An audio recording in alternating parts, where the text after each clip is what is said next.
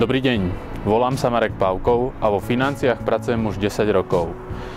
To, s čím sa dnes bežne stretávame, je, že ľudia si porovnávajú ceny za tovar a nakupujú tam, kde je to najvýhodnejšie.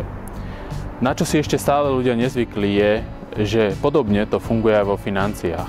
Môžu mať lacnejšie povinné zmluvné poistenie alebo iný druh poistenia, môžu mať vyššie zhodnotenie na sporení a tým pádom v kratšej dobe nasporiť vyššiu sumu, alebo môžu mať nižší úrok na úveroch a peniaze, ktoré im takto zostanú, použiť na zvýšenie kvality života svojej rodiny. Čo klienti najviac oceňujú na mojej práci je, že po prehodnotení produktov, ktoré pravidelne platia, im nájdeme lacnejšie riešenie a zrazu platia za tie isté produkty mesačne o 50 až 200 eur menej. Viem, čo vás teraz napadlo. Kto má dnes čas v tejto uponáhlanej dobe preverovať si veci vo viacerých bankách? A máte pravdu. Práve preto využite naše služby a dohodnite si bezplatné stretnutie, aby ste aj vy zistili, koľko peňazí môžete ušetriť a o koľko viac vám mesačne doma zostane.